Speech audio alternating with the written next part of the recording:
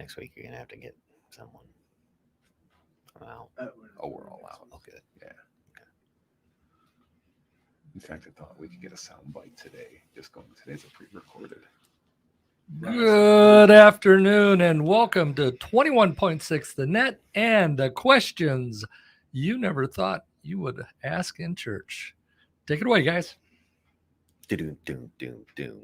Yeah. Oh, you want this? We could have music. Are we gonna give music today? Or we can go right We in. can go right in. Oh. It's always better with music. Well, then they wouldn't know what show they were listening They wouldn't. It's completely Pavlovian. Could have been The Ground or any number one of these. But hey, welcome to Questions You Never Thought You Could Ask in Church. Usually I've got some what would you call them? Intro. Yeah, the little intro. You know, I was on the way over here and I'm like, okay, I haven't really thought about this because, you know, I thought maybe we'd have a guest producer today. And so I thought, well, I'm not going to waste my energy and creativity on some things. But I did think about something. And I was like, okay, for Dave, I'm going to go with wanting to imitate Christ so badly that he still sleeps in a manger. Is that true? All right. How did you know? How did you know? Well, You know, Tina. but it's really hard because the thing's like 3 feet long. Oh, You know, yeah, it's like yeah. hanging over on every side. Yeah, really uncomfortable. Yeah. And then Andrew, you know, like if I would have known he was going to wear a tie today, I would have had something for Yeah, him. Andrew, I got to say, He's you're looking looking good. great here This is today. the first time this entire year that I've worn a tie. Very I have a dapper. whole box of them. Yeah, I very never- dapper. Very I dapper. never dress up. You have Yeah. a whole box of them. You keep them in a box, ton of actually? ties, Yeah. All right. So Not like hanging up, but like you have a box, No, and then you just. they're shoved in a box. So I can only That's see why it's covered up. I can only see half of the tie. And so therefore I'm going to assume that you leave it tied and then you hang it and then you just Oh no, get it off. tie Oh, you do? Yeah. Wow. All You're, right. you're a better man All than right. me, I guess. We switched plays today. You've got the hoodie on. When's the Yeah. last time you've worn a tie, Steve? No, not then. I was going to say for a recent wedding, but that was on a farm, and off to the left of the actual wedding, there were two donkeys that were, well, they were involved. They were enjoying the afternoon, huh? And lo and behold, we find out that they're brothers.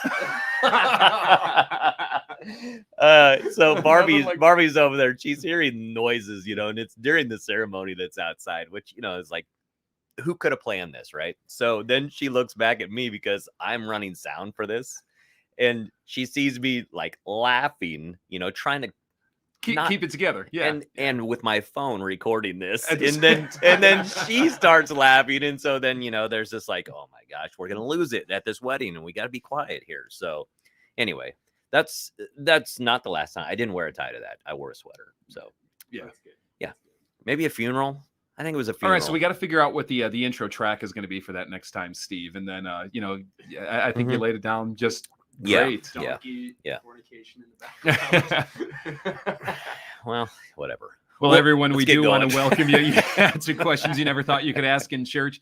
This is the podcast where we invite you to text in whatever questions you might have on God, on Christianity, on the Bible, on theology, on how it intersects with life, other religions, other belief systems, other worldviews.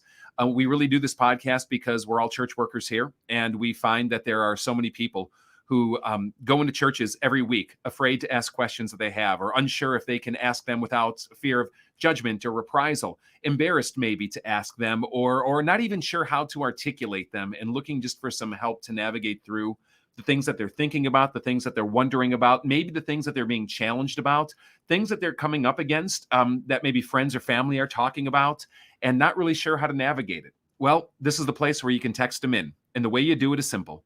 Just text whatever question you might have to 815-314-0363. Again, that's 815-314-0363. We are simultaneously broadcasting online right now. You can catch us at 21.6 The Net. And if you're on Facebook, you can post your questions right there in the feed, or at Fellowship of Faith. Go to fellowshipoffaith.org, click on the Facebook link, and you can post your questions right there. So any of these ways will get it to us. And we've, like always, got quite an inbox here. 3 days, I would say 2 days before Christmas. It's really not, it's 3. Because Christmas for me is like kind of non-existent. It's Christmas Eve. Christmas Eve is the big deal. Yeah. So 3 days before Christmas, but 2 days before the action, at least for most of us who are working in the church world. Yeah. You ready for it, Steve?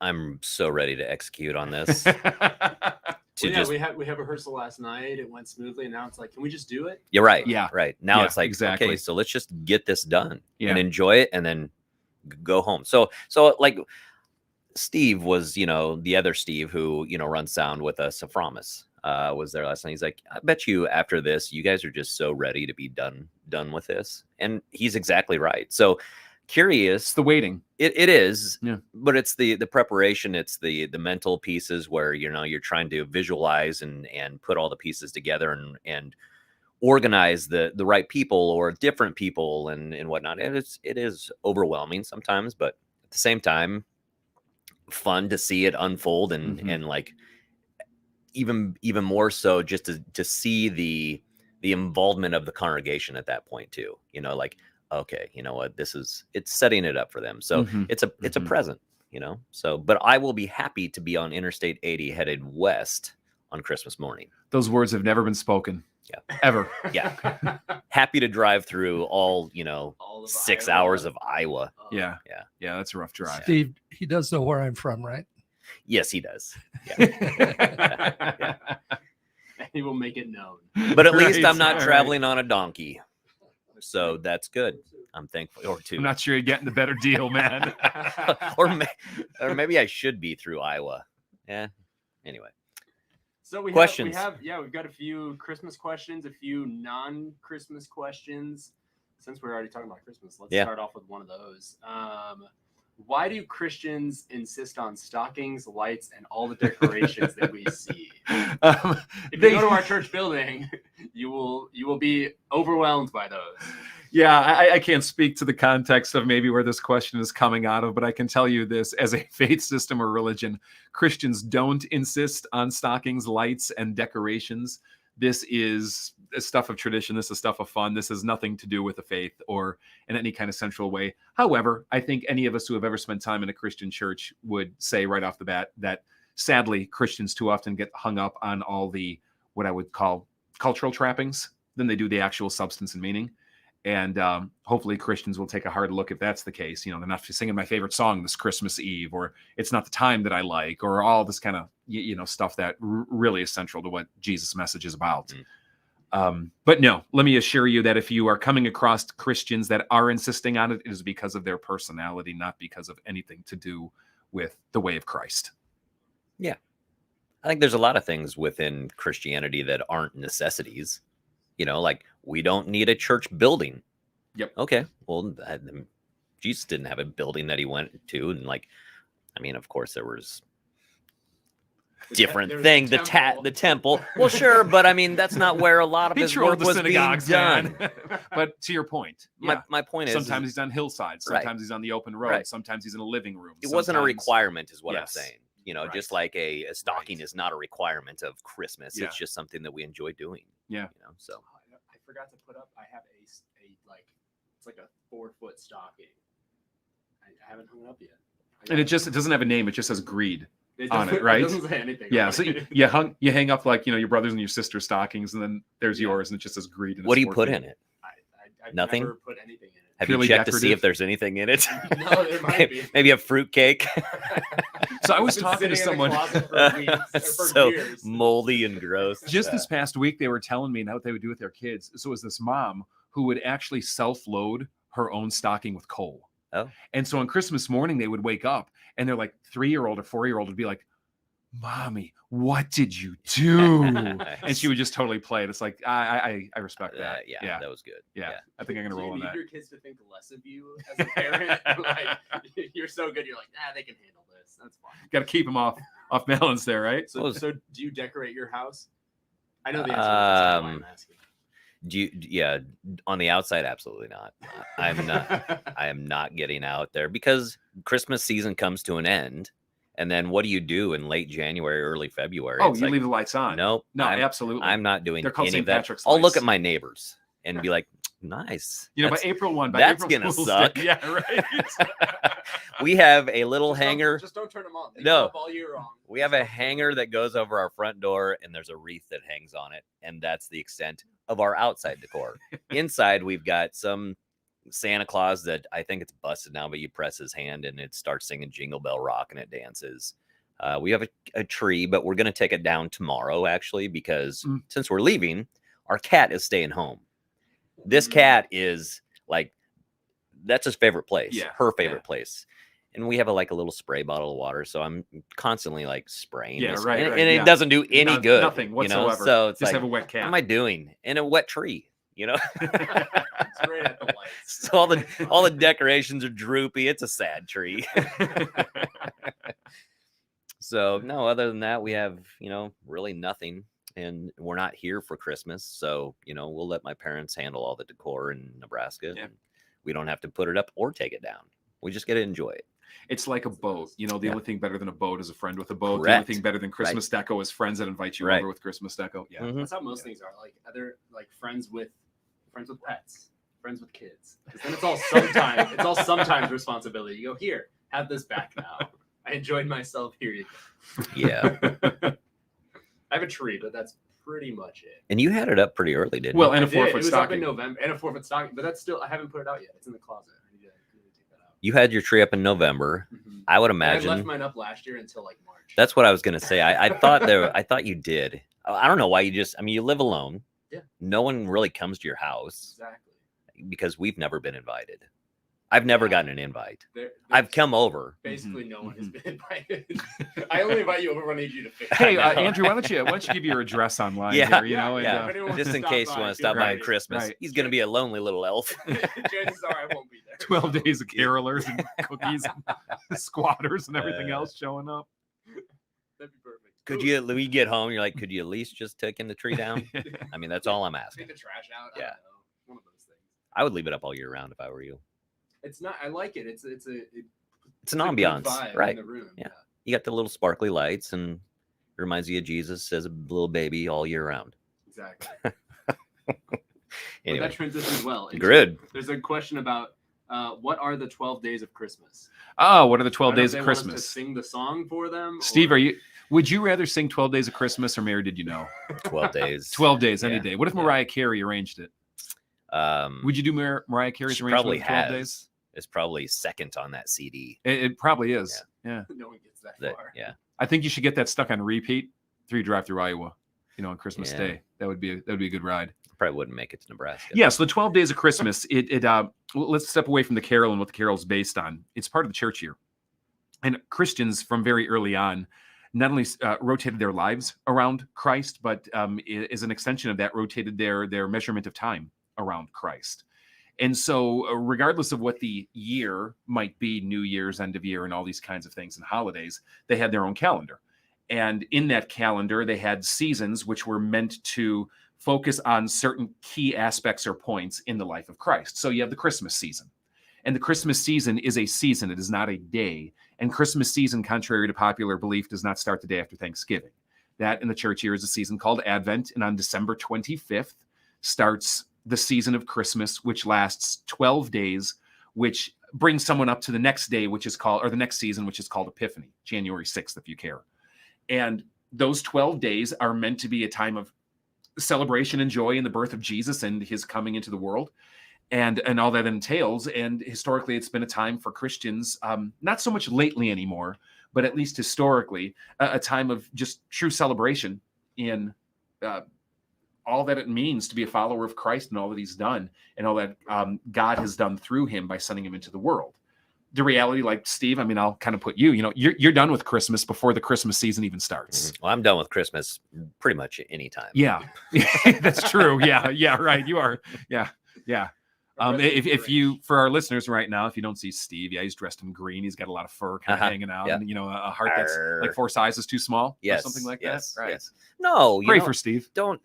Here's Don't the thing. pray for Steve? Okay, don't pray for please Steve. pray for me. I need all the prayer I can get in many different areas. But I love Christmas for what Christmas should be about, and I don't like the materialism of it all. Yeah. Okay, so give me a little break here.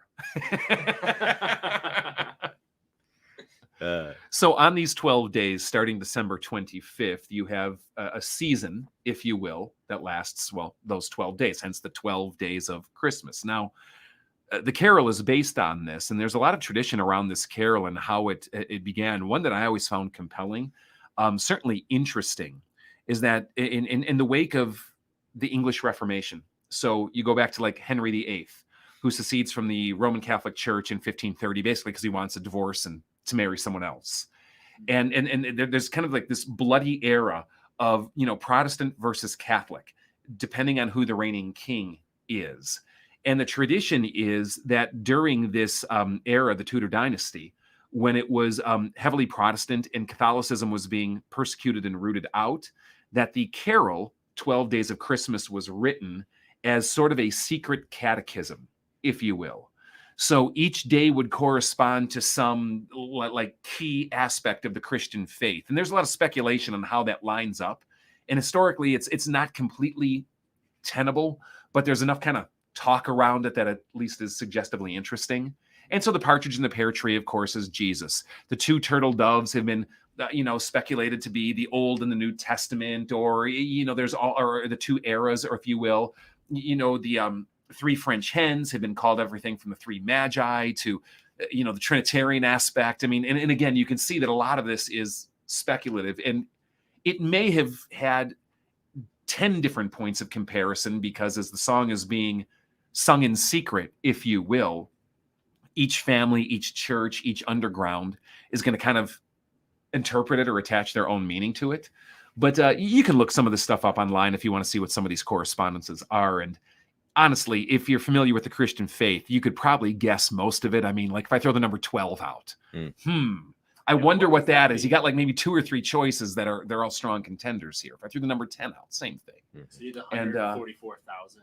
The 104. Oh, can you imagine the 144,000 days of Christmas my true love gave to me? Try to come up with something for every single one of them. It's like singing 99 bottles of beer on the wall. Yeah. Also, who has the patience to do that? Like, let's do this on the way from here to Nebraska, and you get to about 88, and you're like, all right, I'm done. Let's turn the radio on. Oh yeah, because you're counting down, right? Right. Wait, you got that high, no, and you gave it up with like 11 to go. No. I got about 10 in, and I'm done. I'm done. Yeah, right. It seems like a little bit of a stretch to take the 12 Days of Christmas song and make it a religious song. But I guess if it was more of an underground, well, it's like code. That makes sense. Yeah. It's exactly. Like, I feel like it's like, the great works of literature in English class, where they're like, you find all the meaning in this. I'm like, I think some dude just wrote a book. Yeah, I'm not sure what you're looking for is there, right? Like, there's nothing there. It was just a song about some cool things, you know? Exactly. Yeah. It'll be interesting to see, like 200 years from now, if someone does say, like, okay, so they go back to Mariah Carey and some of her thing, and then she becomes this great theologian that just had so much amazing wisdom in her music, and it's like, no, she didn't. No, she didn't. She had none. She doesn't. She's never going to be a guest on this podcast. Well, we'll invite her. I'm sure. Mariah Carey, you are invited to our podcast. You're always welcome. Yeah. More than welcome. I would love to have her and Billy Corgan on at the same time. Well, you talk about opposite ends of the spectrum, and maybe Gore. You guys know Gore? Yeah, no. Yeah. I do not know. No. A little before your time there, Andrew. Probably. They dress up as monsters. Anyway, and they're metal. Yeah. Okay. Were they 70s or 80s? I don't know. They probably had a span of from late 70s. Maybe, yeah. It was the best of 70s and 80s, like theme metal. Still going though. They're still going. Are they really? Yeah. Catch them up in Alpine? No, I've never seen them. Brent Pekenschneider, our good friend and bass player from Lincoln, has, I think, seen them and is a big fan. Yeah. I bet Mariah opened. I don't know about that. Yeah. Yeah. So do they come out on stage with like walkers now and things? No, I mean they're still. Think about the Rolling Stones. How long have they been around? They're not using walkers. Although they should be, probably. Andrew, just because someone's over the age of 30 doesn't mean they use a walker. I mean, if they were popular in the 70s, that's 50 years ago. Yeah. They're probably in their 20s. Yeah, so that's 70. That's so 70 or 80. Okay. They're at least 200 years old. 200. Okay, so if the 12 Days of Christmas was an underground church song, what would be Fellowship of Faith's underground song? It's like the secret message between members. I know what it is, but I can't say it. Oh, because it would get then latched you have on to to. kill us. Oh, no. Yeah, no, well, yeah. I mean, there's that too. But no. I mean, I know what that is instantly, and I can't even talk about it without getting hives. So I know what Fellowship of Faith's favorite song is ever. ever. Yeah, which is why I love playing it. Good Father. That's Oh. what I was thinking. I actually do like that song, but rumor has it that it was played quite a bit. Basically every week for about 6 years, you know. So that's the anthem of Fellowship of Faith, but it's not the underground song. We've had about 3 or 4 anthems throughout our history, you know, that just get Which is latched good. onto, and it's the way of it, and then you can never sing it again. Right. You know, You love Amazing Grace, Chris Tomlin's with version. all my heart and soul. Mhm. Yeah, you know, actually, all joking aside, I really love what he did with it, but it's another one of those songs that just got so overplayed within our congregation. Yeah. And probably everywhere. And that's Yeah. no knock on him or the song. It's just, Or How Great Is Our God. That one for me. yeah. There's like, okay, I mean, and again, you see why it's a great power anthem. sure, I mean, it's so. but bring it out singable. in another 200 years. Right. you know. Right. You know, before that, it was Shout to the Lord. Mm. You know, that got some deep traction at FOF back in the early 2000s. Again, great song. You know, very singable, powerful. But Darlene Check, right? Yeah, you got it. Mhm. Hillsong. Andrew's favorite. Yeah, and Guar. And Guar. Guar. Back to back. Doesn't He sound. goes back to back. We should do Don't Guar even sound Christmas. good. We should. That'd be great. That We would need to be. do Guar Christmas next I year. bet you Steve Fromm. Text in if you'd like, 815-314-0363, or comment on Facebook. Let us know if we need Guar Christmas at Fellowship of Yeah. Faith. We can get that working for 2022, maybe. A metal Christmas. Got a couple heavier songs this year for Christmas Eve. Yeah. 4 o'clock. Yeah. So jump away from Christmas. We'll do a non-Christmas question. Okay. Give everyone a bit of a break. Give Steve a break. Yeah. For Christmas. How do we know that God's a guy and not a girl? God is not a guy. So there's an assumption here that's incorrect to begin with. Genesis 1 will talk about how humanity is made in God's image. There is actually a lot of speculation of what exactly that means to be made in his image. But regardless, it is very clear that both male and female are made in God's image. So that what you see in a male and what you see in a female is both in some way reflective or instituted by God to be of his image. So no, God is beyond gender. He is not male or female. Now, Jesus was certainly a male, and he referred to God as Father, but not because he had an X and a Y chromosome, but rather for other cultural reasons and things of that nature that we can get into. So no, God is not either. So what are those? What are Mhm. what? The reasons, the cultural reasons of calling God the Father. I think it's a number of reasons. One is I think it implies a certain sense of familial intimacy. So like father or mother would work that way. There is a tradition of seeing, let me back up a little bit more. He is the most common pronoun that's been used in most cultures, even English to date, even though there's been distancing from that somewhat, to refer to someone either generically or generally speaking. And so he is the typical way that the Hebrew Old Testament would refer to God.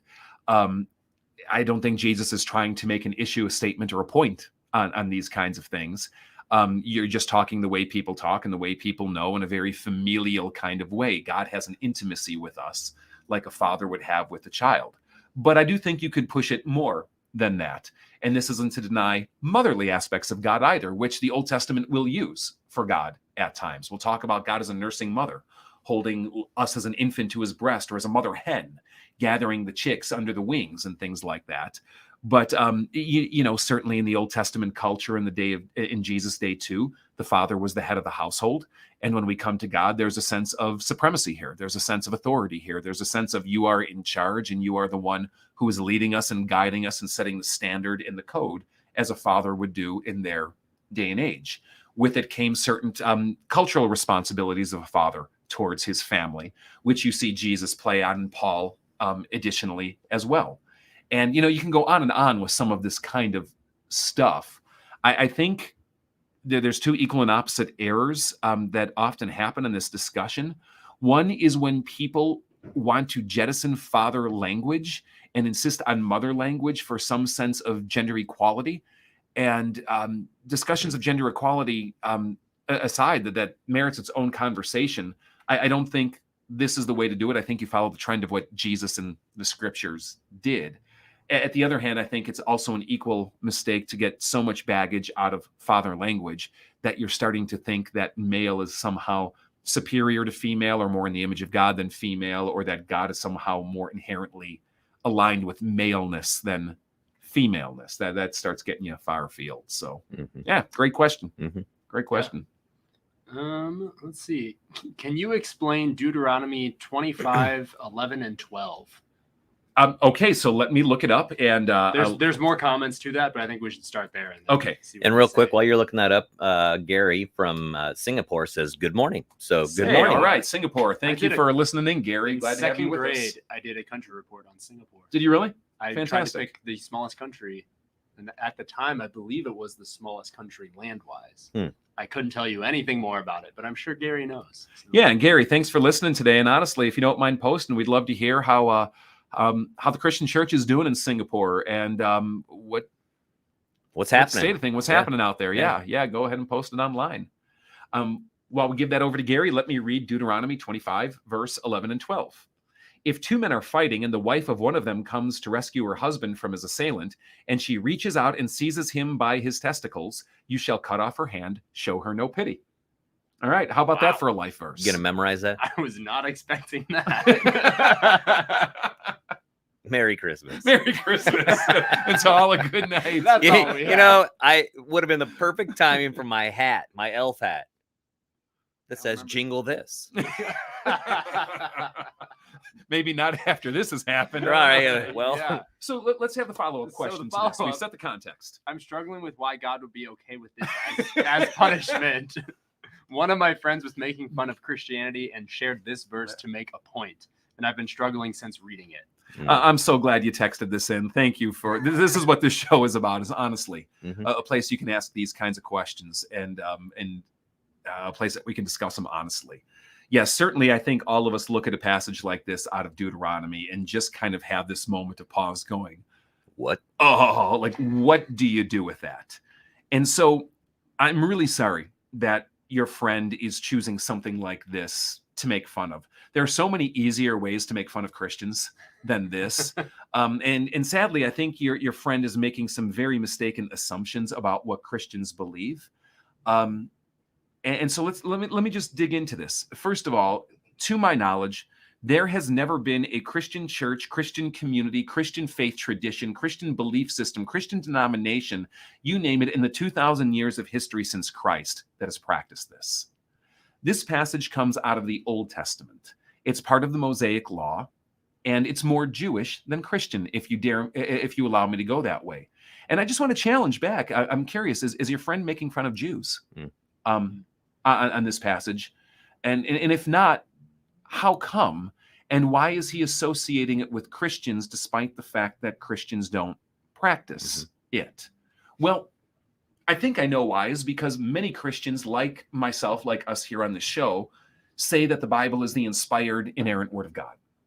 And with that, we mean that it carries authority, that what it says is true, and by extension, that there's something good there. But I think that's where it gets pushed too far, because I think many non-Christians make the mistaken idea that just because something is in the Bible, it is either A, good in its own right, or B, is something we're supposed to emulate or follow. Quite honestly, the New Testament says that we as Christians are not under the Old Testament law, that it's been abrogated, and not just the weird ones like this, but all of it. Now that's a greater question for later. But let me come to this passage's rescue a little bit, just trying to make sense of why a code or law in there is like this. And the Old Testament law is very concerned with justice. And the base denominator of justice is you get what you deserve, right? And so the biblical phrase, eye for eye, tooth for tooth, life for life, which many people can kind of parrot or know, is kind of an expression of that. It's an idea of pure justice. And it was always meant to be a limiting factor, not a permissive factor for revenge. So the idea is, Andrew, like if you were to hit Steve, Steve could at most hit you back. What Steve could not do is kill you or burn your house down or slaughter your family, right? The Bible does not allow for escalation. It allows for equal and opposite justice.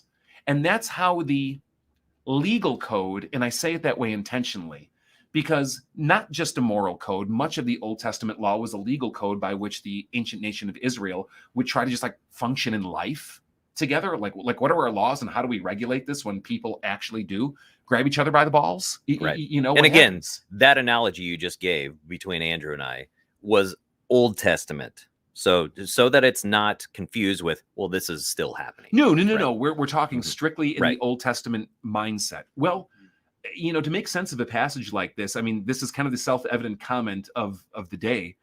Women generally do not have testicles. And so if a woman mutilates a man's testicle, what is eye for eye? Well, the instrument by which she mutilated them becomes the reciprocity, if you will. And that's at least the spirit of a law like this. But I want to take it now one step further. Because think about this for a minute. Eye for eye, tooth for tooth, life for life. Many of us take it literally. But I would argue that very rarely was it ever taken literally. It's meant to be a metaphor for reciprocity. So let me put it practically. Let's say you turn around and Steve and you hit Andrew and you knock out his front tooth. Does that mean the village elders gather around and get their dental equipment out and extract the exact same tooth? Or let's say you throw a rock and you hit him in the eye. Does that mean, well, okay, hold him up, guys, and we're going to kind of, just... No, you don't really see that. Now, you do see capital punishment. There would be life for life at times. But often it was to set up what is the equal idea. And there was the ability within the Old Testament law to redeem something, to redeem your tooth, to redeem your eye. So basically to compensate your neighbor for their loss in a way that is equal to what you have done. So eye for eye might not mean that I got to pluck out my eye because I took your eye, but what is your eye worth?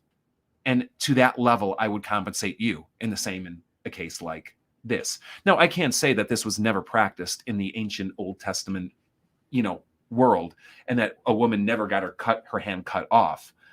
There's no record of that in the Bible. There's no record I know of it in surrounding Judaic history, but at least that's the spirit of what's going on. The way of Jesus, however, is far different. And Steve, you alluded to it already, where Jesus himself says in Matthew chapter 5, you have heard it said, eye for eye, tooth for tooth, life for life. But I tell you, do not resist an evil person. And if someone strikes you on the right cheek, turn to him the other also. So I would just encourage you, challenge your friend on some of these counts and invite him to make fun of you for showing mercy and for turning the other cheek in the face of onslaught and hostility, because that's more worthy of the mockery of this world than a misunderstanding about an Old Testament passage like this. Yeah. And sadly, two things here. Sadly, we see people that have some sort of an issue with Christianity that they will cherry pick a verse. And so they take it out of context. They're not reading the entirety of it. And it's like, well, one, I would encourage you to read that because you don't know what you're missing. And it is weird and it is hard. And so, yeah. Right. Yeah. On the other side of that, like, all the more reasons we should be reading the Bible, so that if some of our friends do have these questions or take things out of context, well, then it's like, okay, well, this is easy to deal with. Here, let me explain it to you. Exactly. Yeah. And I want to encourage our listener here who asked this question today. I spent a better part of my life, as I think many Christians did, coming across passages like this and getting shaken by them and spooked by them, and rightfully so. But I have found that every time, Steve, to your point, that I've done honest investigation into it, there is insights that come that take us beyond a place of mockery or what looks to be just bald-faced brutality, right, or something like that. That's usually just the surface of where these questions are coming from. Yeah. But what's deeper than that? Yeah. So great question. Thanks for asking. One thing I've heard in regards to the, if someone hits you on your right cheek, turn to them your left or the other one, is that wasn't necessarily a passive move in that, oh, they hit you, let them hit you again. It was more of a power move in that time period because of the like structure of like slaves and owners and that type of stuff. Do you know anything about that? Yeah. And I don't know if this is the place to get into that or not. No, and it's a great follow-up on it. And let's just kind of leave it here, because I think with Jesus' call to what appears to be passivity, it gets misinterpreted as a call to weakness. Mm-hmm. Now, Christianity is amazing in that the weak are welcome and find a place of belonging and dignity and value that isn't dependent on their internal self-worth or their abilities. So let's not skate by that too quick. But to talk very candidly about doing something like this, I think anyone who has willfully turned the other cheek, not because they're strictly, petrified or overpowered, but because they are choosing to turn the other cheek, that takes more power and strength than lashing back. At least I found that. Mm-hmm. I find that I can quickly swing back, and I don't even mean physically, but verbally, sure, or in any other number of ways. And it takes far more discipline, strength, control, poise, and power, if you will, to not. Yeah. And anyone who I think has turned the other cheek with someone, privately or publicly, has seen firsthand how it is often a power move, and how the person who is the aggressor often looks the fool and the weaker as a result. Maybe not in the moment, but certainly eventually. Yeah. Which is why I think, like in elementary school, I got into several fights in elementary school. And every time, though, like we became best friends after that, because it was, either one, I was the aggressor, or two, I'm like, okay, you know what? I'm done. And so therefore it's like, are we cool? Are we cool? Are we good? Yeah. And then it's like, you wanna have a sleepover night? We'll play Nintendo. Yeah, okay, let's do that. Right. We'll get some pizza. Yeah. Right. Yeah. That's a good like icebreaker. Yeah, it's great. Yeah, totally. Let me just fight you. Yeah. And then we can be friends after this. Yeah. My best friend, our school was about a mile away, and we used to ride our bikes to school every day, no matter what the weather was. But for some reason, his bike busted down, and we got into some fight about something, and we fought the entire mile. And then at the very end, our houses were like 2 houses from each other. We were like, okay, so what are we doing tonight? The good old days, There was a Christian pacifist named Shane Claiborne who got a lot of popularity maybe a decade ago. Was kind of like a nouveau monastic, trying to live a monastic way and what I would call a true Sermon on the Mount, red letter kind of lifestyle in Philadelphia, of all places. As a 20-something guy, in contemporary America. And he's written a number of books. His book that really got him popular was Irresistible Revolution. He wrote one called Jesus for President. I think he's got a couple more out there. But he'll actually write extensively about not only his firsthand experiences, but even just theologically reflecting on strength and passivity and the power of turning the other cheek, and some of the biblical cultural context behind it as well. Any good Bible dictionary will do the same, but it's worth your read. And what was his name again? Shane Claiborne with a C. Yeah. Okay. Shane Claiborne. Cool. Let's jump back into some Christmas questions. All right. I've been told Christmas was a pagan holiday. Is that true? And if it is, why do Christians celebrate it? No, it is not a pagan holiday. Christmas literally means Christ's Mass.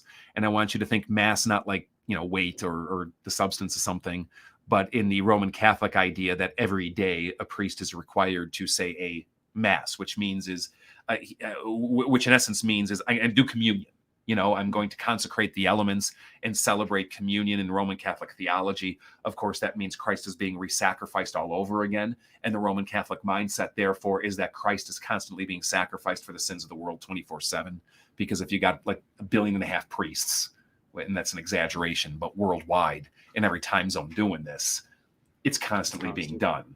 So December 25th is Christ's Mass, the Mass that would be said in commemoration of Jesus' birth. Now, I think maybe what the person asking the question, though, is picking up on or conflating is that the reason December 25th was picked for this day was because of a pagan holiday called Sol Invictus, which means the Festival of the Unconquered Sun. We had the winter solstice yesterday, shortest day of the year. And when your calendars get off a little bit, sometimes that slides a little bit. But it was basically a pagan sun holiday to celebrate that even when the sun comes to its weakest, like the sun comes to its weakest or slightest, the shortest amount of time in the sky, it isn't defeated. And from here, it gets brighter and brighter.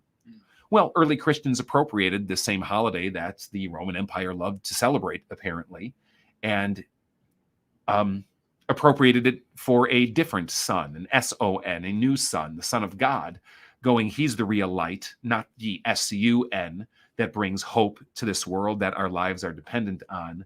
And so they just took the celebration and they said, let's make this about Christ rather than a big flaming ball of gas in the sky. A little more meaning. What's that? A little more meaning. Yeah. Just a tad. Maybe a little bit more. Let's do another Christmas one. I get very depressed this time of year. Christmas has always been hard for me. Is it wrong not to celebrate it? No, it's not wrong not to celebrate it at all. And I want to encourage you, you're not alone on this one. Sometimes I think the culture and even the church does a disservice to people in that there is such a thrust towards joy and parties and presents and gatherings and happy faces and things like that. And for many, all the presents and lights and wrappings in the world aren't going to cover over a broken soul. So whatever you might be dealing with this time of year, it is okay to be honest about it. It is okay to embrace it. It is okay not to be fake about things. And if this is where you're at, to just admit it, be honest about it, embrace it. But I encourage you as well not to stay there, because Christ meets us in our lowest points and our most broken points and in the times of greatest depression or despair, and invites us to find hope and joy in him, not in lieu oftentimes of the brokenness that we have, but through it, in it, despite it. And that's the real beauty of, I think, the joy and peace that Christ offers, is that it's not about convincing ourselves that, well, what happened isn't so bad, or, well, I'll get over it, or, oh, it'll be okay, or, oh, it's not that big a deal. No, it's to say this is horrible and hurtful, and what I faced should not happen. But the light shines in the darkness, and the darkness cannot overcome it, no matter how dark that darkness might be. That's the real hope of this season. It's why I actually like nighttime services this time of year, because there's something about embracing the darkness, literally, that for me taps some of that more existentially. Yeah, I think it removes some of the things you can use to distract yourself. Once it's kind of dark, you're like, okay, let's deal with this. Yeah. And maybe I would suggest this. To wallow in depression is not good either. And of course, depression invites us to do that. It is so easy to do, but nothing good fundamentally comes out of that way of life long term. And God wants more for you than that, even if that's where you're at. He'll meet you right where you're at. But maybe what it means to celebrate Christmas is far different than what the world or even the contemporary church seems to do. Maybe celebrating Christmas is more about embracing your brokenness and seeking God in and through your brokenness, more like a Mary and Joseph thing, at the manger and the muck and the barn, rather than among well-lighted trees and joyous carols and cookies. Maybe it's more about brokenness and calling out to God with like the wail of, oh, come, Emmanuel, come, Lord Jesus, come soon, than it is, singing whatever saccharine carol that might be out there alternatively. And it's okay to celebrate it that way, but seek God in it. Don't avoid God because of it. Yeah, and I would also add to that is that, if you're finding that there's a pattern here that every Christmas season you're getting depressed about something, which the question didn't inform us on that, right? No, but if that is the case, so if that's the case, could be, because it often is for people. Right. Yeah. So explore that and figure out, like, okay, so why am I feeling depressed? Is it because of something that's happened? Is it because of a loss? What is it? Yeah, something that's missing in my life that I perceive that I should have, Yeah. and this just makes me acutely aware. Yeah. Right. Yeah, and we talked quite a bit last week when Gwen was here about some different mental health things in regards to the youth and the younger generation, but also adults. So I would say if you want to hear a little bit more about that, check out last week's episode as well. What I found too is that worship in response to God is a choice.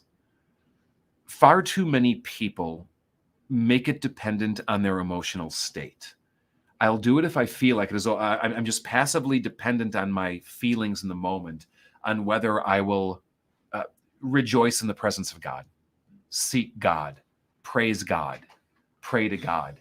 And I find that I have to make a mental choice oftentimes when I am in a broken state or in a place of anger or depression or just even apathy, to say, I know that, Lord, you're worthy of this. And so I'm going to ascribe worth to you regardless of what I feel, and thank you for what you have done, and call on your name with desperation and with hope, even if that hope is hanging on by a thread and faith is shaken. So I encourage you on that as well. Or go find an opportunity to serve, because I've found a lot of times where, if I'm starting to navel gaze, let's say, and look down upon things and get into a dark area, it's like, okay, you know what, I know that service and serving others will a lot of times bring me out of that. So, it stop gets you looking outside in, of start yourself. looking out. Mm-hmm. We had a comment on Facebook asking if there's a relationship between Christmas and Saturnalia. Yeah, Saturnalia is another word or another term for Sol Invictus, the same holiday I talked about earlier. Gotcha. It'll go by different language, same basic gist. Okay. Yeah. Not to be misunderstood that Christmas is the Saturnalia celebration, but it's the typical way Christianity is operated, where it will baptize things in the culture, seeking to redeem something that's good, hope in something greater than ourselves, right? The joyous celebration that surrounded Saturnalia, which in its own right could have been good, right? Doesn't mean every aspect, but generally speaking, and seeking that in Christ instead. Yeah. Cool. So there's your answer, Gary. Yeah. See, I've heard several popular Christians deconstructing their faith and now say they are no longer Christian. What does deconstruction mean? Okay, so deconstructionism, let's break it down. I think all of us are familiar with what it means to simply construct and therefore deconstruct something.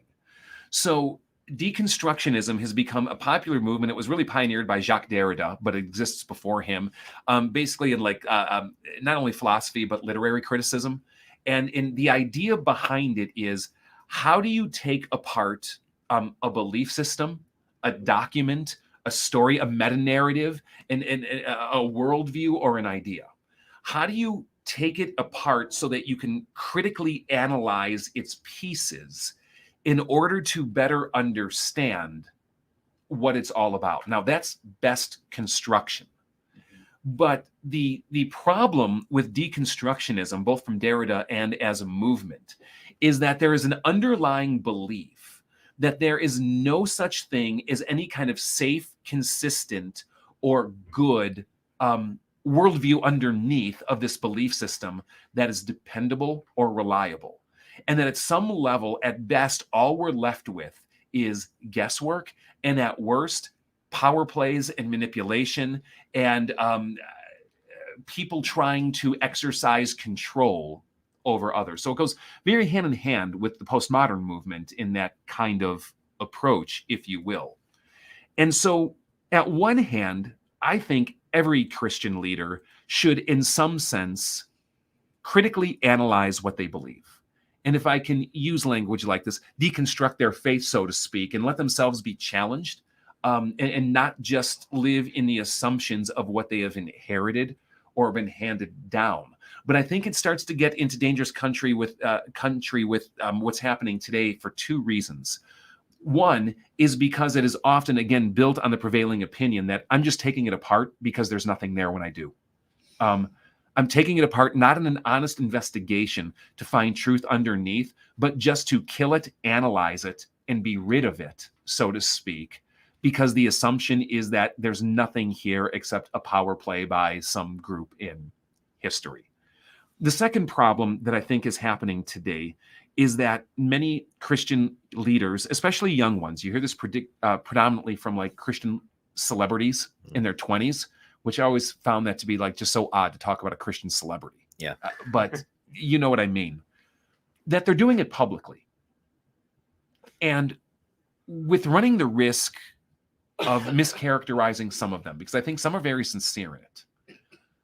It's good to examine your faith, but why are you still examining your faith for the purpose of getting Facebook followers?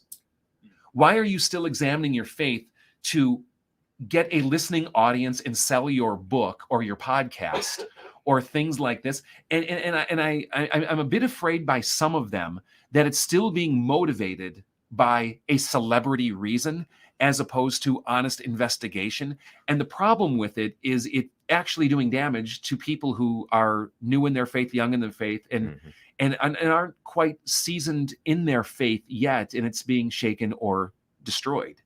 If you are really being shaken in your faith, find a spiritual mentor. Find a community that you can trust and go deconstruct it together with dare I say, greater integrity and respect to the greater community than trying to make a statement by it. And I think what's sadly happened, Andrew, on this too often is there have been Christians who have been thrust into such popularity without enough spiritual maturity to handle it. A 23-year-old writes a book and suddenly it becomes a bestseller. And everyone wants him to come speak at their church, and everyone is quoting him, and everyone is inviting him to speak at their conference. And you're making far better than a full-time living off of this. And people are fawning over you and praising you. And sadly, people who have been Christians 20 years hanging on your every word as though you're some great spiritual leader because their faith is no more mature. The whole thing is absurd to me, but very easy to fall into. And it's happened to many. And then through this course of fame, when faith gets tested, as it always does, the foundation isn't there yet.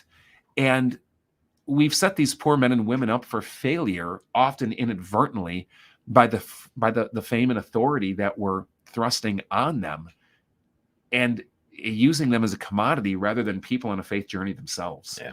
So I don't want to just kick these people in the teeth by this either, but that's the spirit of what this is all about and what's going on, and I think what you're hearing.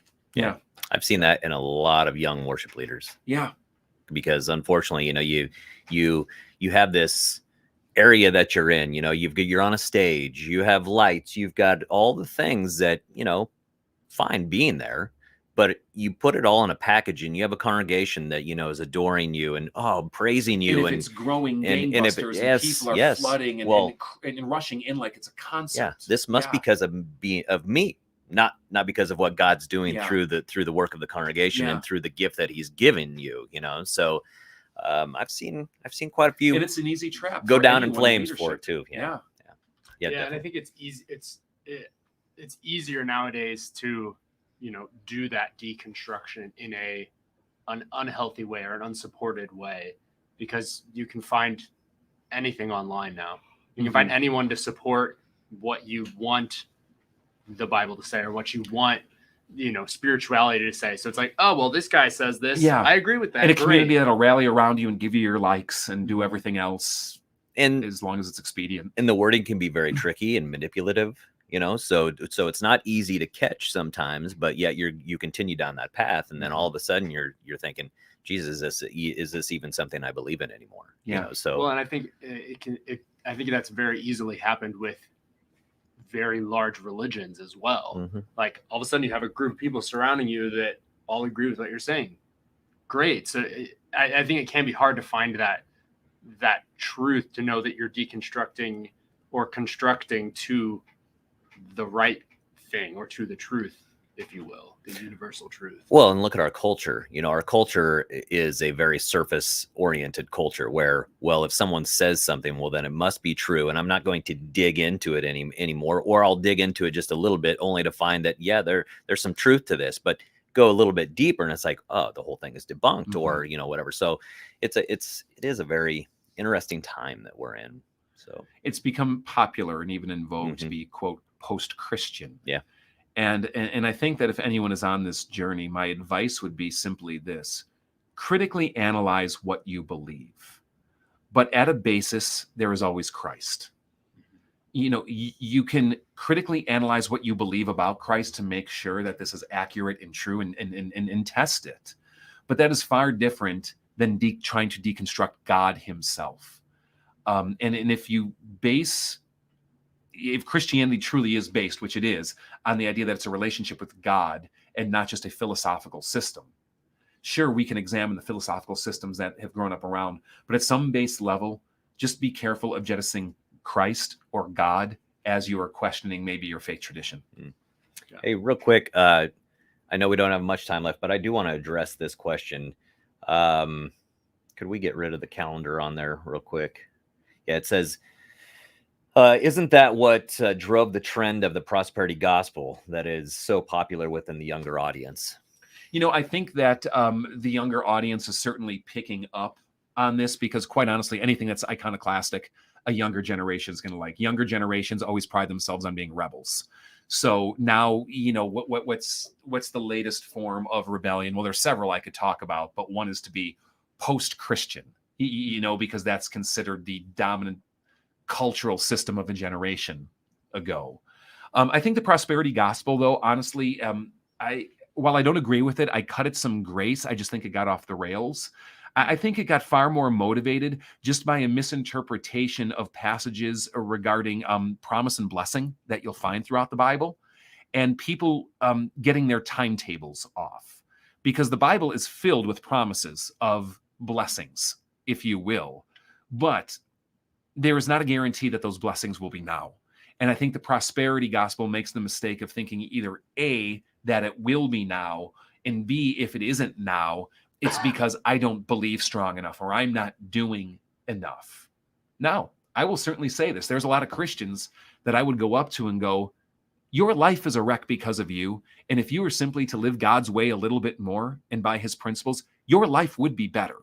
So there is a nugget of truth, but that's what makes it so easy to distort, because then it can get extrapolated to, well, the only reason my life is a wreck or bad things are happening or I'm not experiencing the what I would think of as the full blessings of God, it must be because I don't have faith or I'm not doing enough or something like that. And that's where it gets way off the rails. Yeah. Well, and you talked about going against the grain. So we have a member of our congregation that loves punk rock music. And for the longest time, you know, it's like, I want to be that rebel, you know, the punk rock going against the grain, whatnot. I said, is there really anything, especially now in today's culture, that's more punk rock than Christianity? Like, to be a follower of Christ, that's totally punk rock. That is the counterculture. Yeah. Yeah. So embrace not it. A cultural Christian, but a true Jesus follower. Yep. Right. Yep. So let's do a quick one here. All right. What is your favorite Bible to journal in? You know, I don't have a favorite Bible that I journal in. I've journaled over the course of my life, but I tend to be hard on books. So I don't know if you guys like got a favorite Bible that you've used forever and that's like your go-to. Me, I kind of find my Bible falls apart in 2 to 3 years, and then I got to upgrade, and all the duct tape and stickers and stuff in the world doesn't hold it together. And then I'll often start then picking junky Bibles, and they'll become my favorite ones because I know I'll destroy it. So I'll get like the really nice one that I got. It'll sit on the shelf. Yeah. But then there's like no margin space or anything, so I don't actually have a favorite. You guys journal, or do you do that kind of stuff? Or I don't. I don't do it in my Bible typically. Usually I have a separate journal or something that I'm writing. Okay. But you like the act of writing? Yes, yeah. I can't focus if I'm not like either physically writing or typing. Yeah. I can't like focus on those thoughts. Yeah. So I'm so jealous of that, of your Bible right there. This one here? Yeah. Because it's time. Okay, explain. Well, because of the way that it looks, you can tell that you've been you are invested in the Word of God, and you're taking it seriously, and that's your priority, which is great. So kudos to you on that. But for me, it's difficult because I struggle with reading. Yeah. Right. So when I struggle with reading, I have good days and I have bad days. My good days, I love it, because everything's flowing, comprehension's there. Yeah. Dyslexia, struggled with that. On my bad days, nothing makes sense. Yeah. I I can't focus. I can't do any of that stuff. So a lot of times it's quick reads. It's listening, having someone read it to me, on my app. And which is great in this day and age with the app. So I can't ever get to that, but I'm jealous of the worn out used Bible. I think it's cool. Before we run out of time, Dave, can you get a quick shout out for our Christmas services coming up this week? Yeah, definitely. We're landing the plane here today. We want to thank you again for listening. If you don't have a church home, we invite you to come check us out at Fellowship of Faith. You can go to fellowshipoffaith.org. We actually have a 6 p.m. service tonight that's all about the carol O Come, O Come Emmanuel, and some of the cool historic roots and ancient wisdom of the Bible that comes out of that. That's at 6 p.m. Central. Then this Christmas Eve, we've got 2 services at 4 p.m. and 10 p.m. Central. 4 p.m. is a big band, kind of the like Sunday morning celebration for FOF. 10 p.m. is a candlelight contemplative. They'll both be live streamed, so check either one out.